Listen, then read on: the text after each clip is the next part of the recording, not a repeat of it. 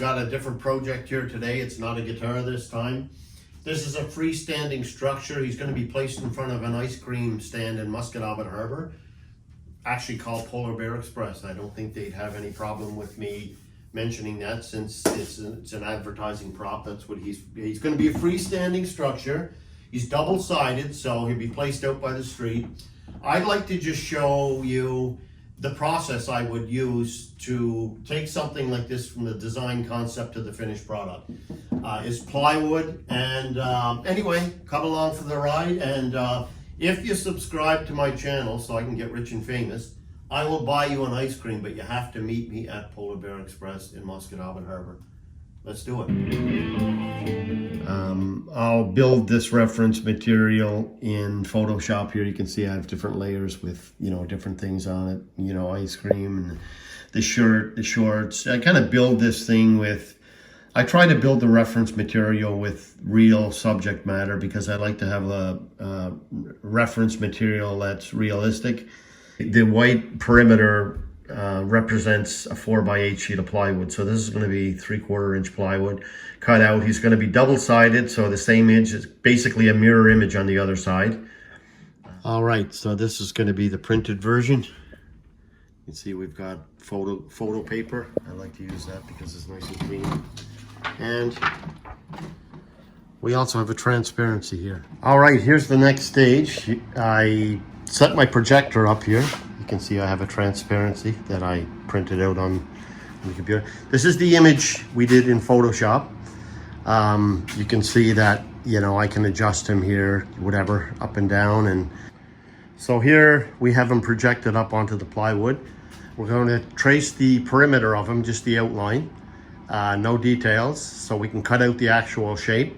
Then we're going to put him right back up where he was after we prime and paint it, probably white. And then we can project all of those details onto him and make sure everything is exactly what we showed the customer.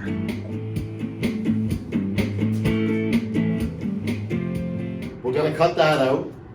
We're going to leave the projector exactly where it is.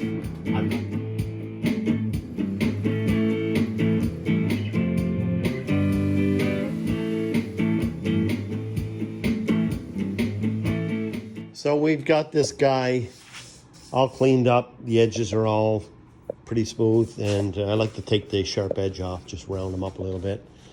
Again, this is maple plywood. It's really solid, good, double-sided, good, really good material. It costs a little bit more, but for stuff like this, if you really want it to last, you should just spend the extra money on decent, good plywood. Again, 3/4 inch plywood. I've been doing this kind of stuff for the best part of 30 years. And the system I use, which I'm going to be walking you through it as I do it here, is I like to use latex products right till if I start with latex, I finish with latex. That's the way it is. The latex paints and varathanes, they breathe. And any substrate, whether it's stone, wood, if it's able to absorb water in any way, any capacity even, it should be done with water-based products. Just dab it in.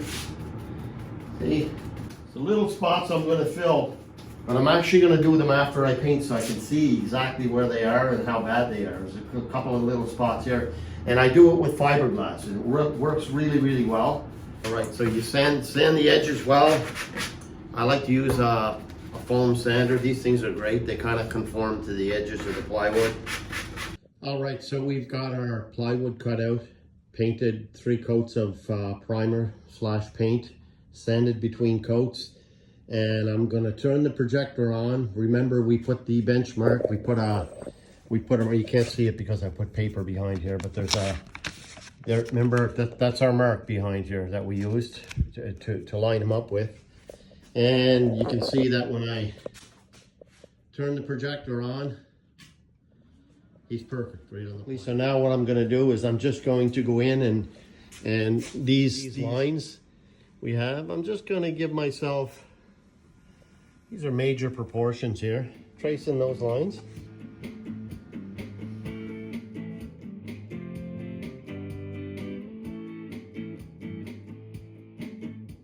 I like to make sure that this nice line of the plastic or the sandal is on top of the fur, so it'll be a nice crisp line. So we're gonna work from the background to the foreground again. So. But now, if this image was being painted on, you know, a metal surface or, you know, an engine hood or something like that, I wouldn't be using the paintbrush here. This would be all done with the airbrush, because you can't really have any texture, okay? If you're gonna be, if you want a nice smooth glossy finish with urethane, you can't really use the paint. You can use the paintbrush, but you really have to keep the texture down, okay? All right, so we have him blocked in for the most part of it. I had to use my scaffold here. It's very handy. Sometimes I just use that. It's a little more comfortable to work up there instead of working off a ladder. So there we go. He's blocked in, and I like where it's going. I'm gonna start airbrushing the fur in. Okay, so you can see that I painted over the white with more of a cream color, just the fur on a polar bear is never pure white. It's kind of got a yellowy hue to it. This is the color I used for the base color on the polar bear. So now I'm going to tint this color down a little bit so I can use it for the shadows in the airbrush to start to get some texture in the fur.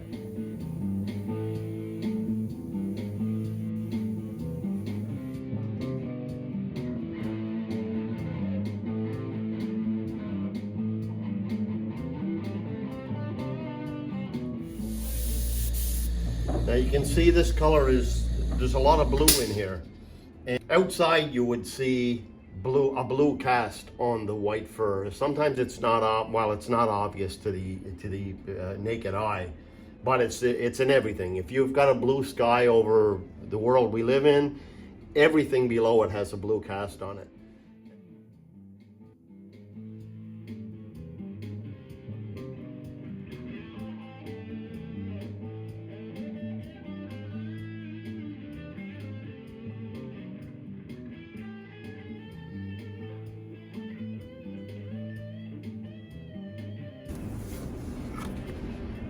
Take my mask off for a minute so I can talk a little bit. You learn how to study exactly what's going on in your reference material. You know, you can see there's, you know, I don't know if the camera will pick this up or not, pull it in a little closer. But these little indentations here in the fur over there, these are small details, but they're important little details. So if I don't look hard enough to see them, and study exactly, you know, the shape. You know, I can see there's a couple of spots above his eye here, which are, you know, like I said, I'm gonna try to almost sculpt them out. This is not pure black I'm using here. This is kind of it's really dark gray. It's actually got a little bit of blue in it too, which you know, I like to keep a little bit of blue in everything if I can. But the idea of using a dark gray is that it still allows me to be able to use highlights and more shadows even within what I'm doing here. So I'm probably gabbing too much here. I should just be doing this. And I'm a talker. I got the gift to gab sometimes.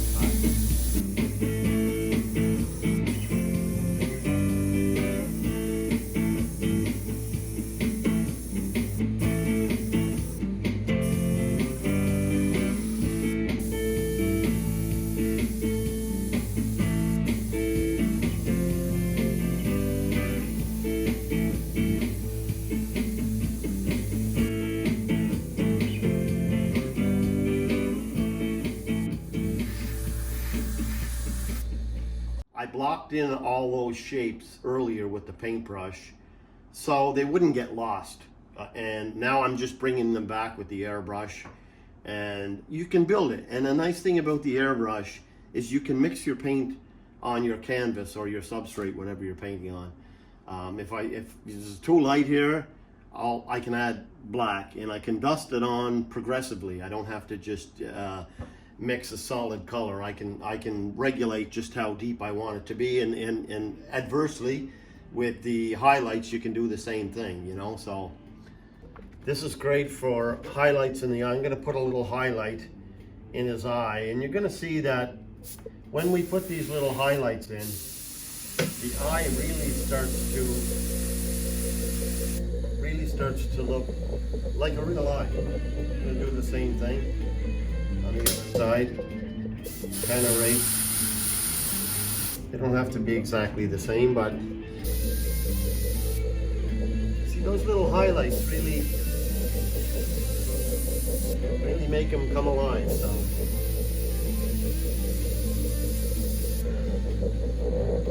now you don't see one on the other side, but we're going to put one there anyway because we can. And I'm going to get a little bit of light color down here because we have that in the photograph. So he's starting to come to life a little bit.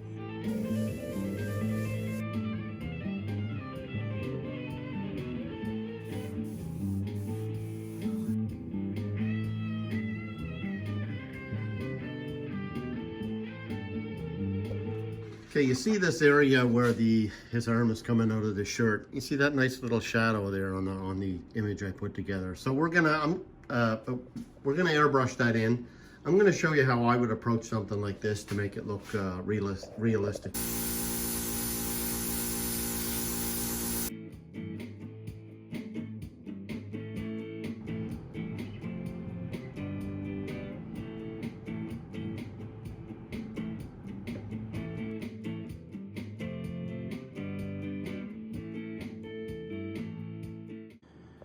All right, so we're painting these flowers in on the shirt here, and some leaves and stuff like that. So he's taking shape.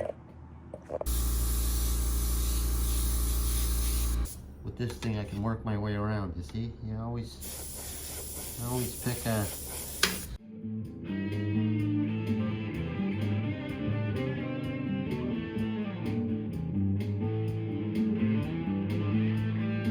All right, I'd say we're coming down the home stretch here with this guy.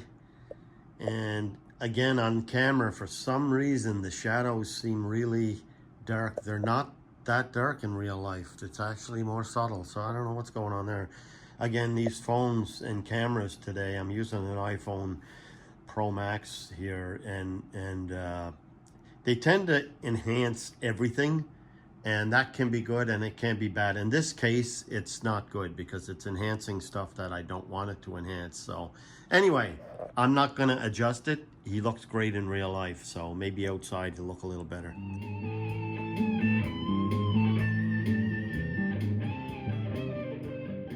I clear coat all my work with water-based varathane, especially stuff that's done in latex to start, which is, this would be the case. I'm not promoting Wagner here, okay? They, you know, I've only got 10 subscribers. Who cares about promoting me? You can tell it's got 1 million miles on it. There's so many coats of paint on it. This thing has paid for itself so many times. For spraying water-based paint, water-based clear coat, I wouldn't do it any other way. The problem with clear coating murals, especially outside in the summer, which is usually when you paint them, the sun dries the product before it gets a chance to even penetrate, or before the bubbles pop in the clear. So if you happen to be clear coating a mural, especially a mural, you spend a lot of time painting these murals. Now you spend all this time painting it, then you roll the clear on with a roller, you get all these little bubbles in it. And if it dries before the bubbles pop, you end up with this white milky film over the mural. And believe me, it happened to me once, okay? And when it happens to you once, I promise you it'll never happen again. So I learned from the school of hard knocks, as they say. Learn how to use a Wagner. It's not that hard. I'm sure there's people, must be YouTube videos on them. I put about 10% water in my clear coat or paint, whatever I happen to be spraying. If I'm painting a mural outside, I'll put a base coat down on the cement or brick or whatever the substrate is with the spray gun first. I didn't use the Wagner in here today because I just didn't want to spray it in my shop here today. I just, It was a rainy day out and I just couldn't be bothered. And this is a relatively small job for, if you've been to my website, some of my murals are 2 stories high, some of them are 80 feet long. I still use the Wagner. I certainly don't roll them or brush them. It's just painstaking and it doesn't work for all the reasons I mentioned. So UV protection. The sun beats the crap out of color and beats the crap out of everything. The UV is the worst thing. So these latex clear coats have UV protection. If you put clear coat over your murals, they'll last a lot longer, many years longer.